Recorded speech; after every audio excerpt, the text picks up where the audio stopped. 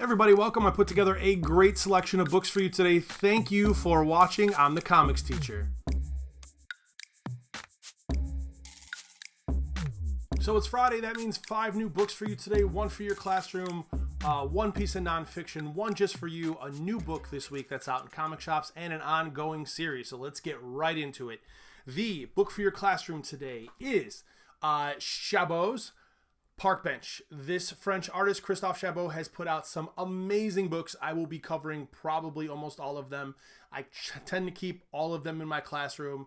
This is a fantastic book. There is no words in this book, if I can remember correctly. It is just really, he's really good at really big panels, black and white art that tells a story with not many words. In this case, this book is about a park bench. Yes, a park bench. What this park bench goes through, experiences, all the people and animals it meets and weather it meets over the course of many, many years. The people that revisit it, the people that visit it one time. It's really good. It's emotional. Take your time through this one. Your kids will get different things out of it. They'll want to talk about different moments of interactions with this park bench. Definitely worth a read and to keep on your classroom shelf. I love this book, published by Gallery 13. All right, next we have the ongoing series. Stopped at the comic book store this week and found out that Spider-Man Noir is back in effect for a limited run. Issue 2 came out this week. It is currently ongoing. It is by the team of Margaret Stohl and Juan Faria. It is exactly the character you see in the Spider-Verse, kind of Spider-Man Noir, Peter Parker talking to himself like a brooding is the word I'm looking for. A brooding sort of detective, and it even has like the narration and the dialogue like it's a piece of noir. And other characters are like, do you have to speak so loud?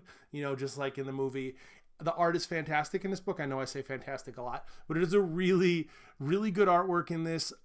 The story is what you're going to expect from a Spider-Man Noir. There's nothing kind of groundbreaking in the story here.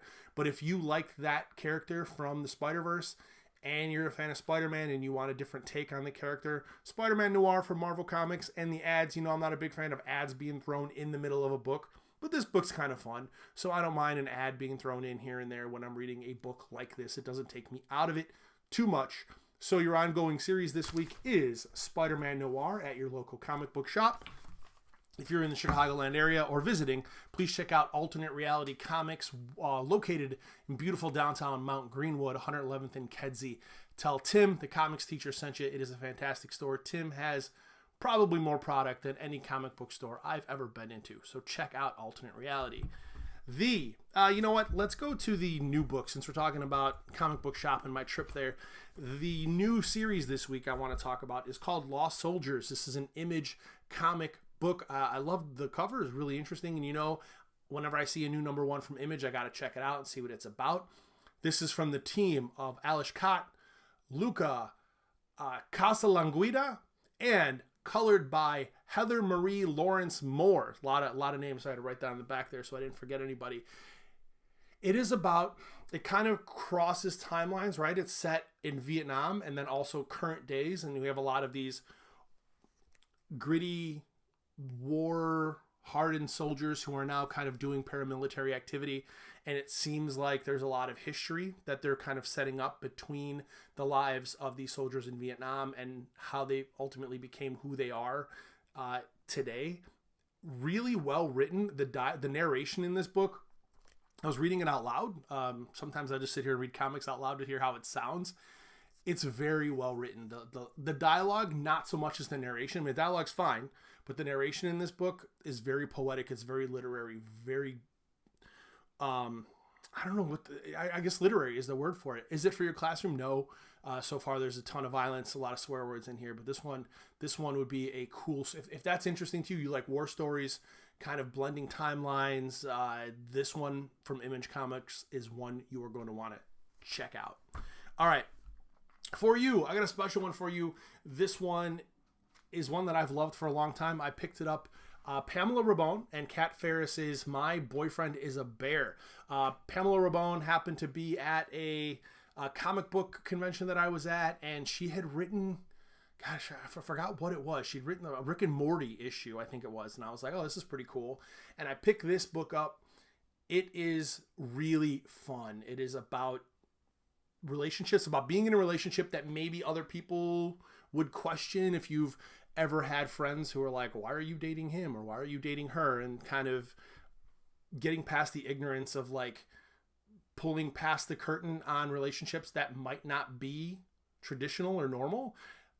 It's super colorful. I would not say that this book is for kids though, although it kind of looks very much like it could be a kid's book. There are a lot of themes in this book that you probably wouldn't want little kids reading. Read everything you put in front of kids before you put them in front of kids. But this one's for you. This one you're going to love. You're going to share it with people. Pamela has also written, she was a writer on Moana. She was a writer on Ralph Breaks the Internet. I mean, she's written some really great things. She has a knack. I said that she had written for Rick and Morty comics before. It's hard to write comedy in graphic novels and comics, right? Because comedy is about timing, most of it. And she has a way of kind of writing these kind of timing elements into comics, which is a really cool thing when a writer can do it well. And she does it fantastically well. So you need to check this book out. All right.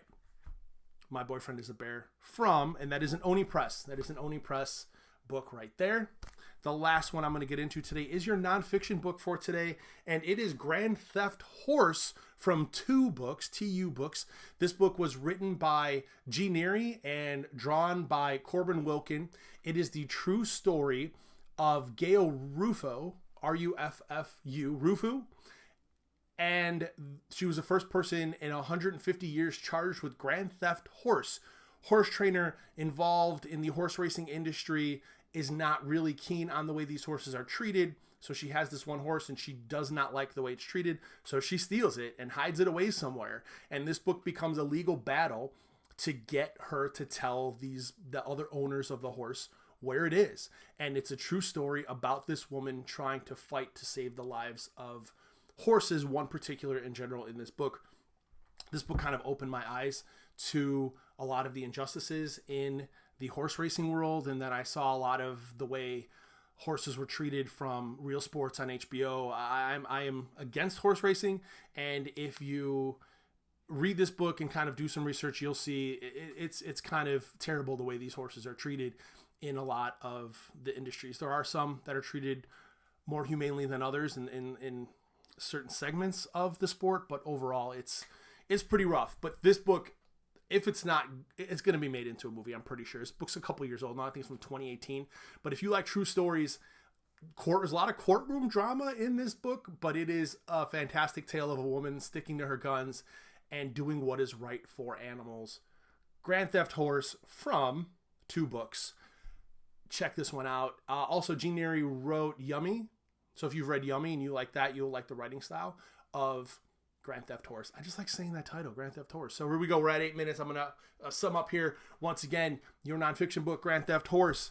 The book just for you this week is My Boyfriend is a Bear by Pamela Ribon. The new this week book is issue number 1, Lost Soldiers from Image Comics, written by Alice Cott. Your ongoing series is Spider-Man Noir from Margaret Stohl. And the book for your classroom is Park Bench by Chaboute.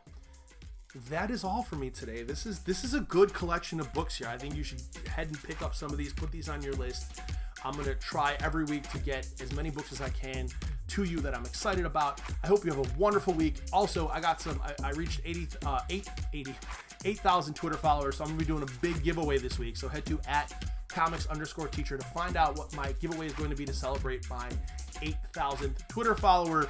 Thank you all for following me and watching. Have a great week.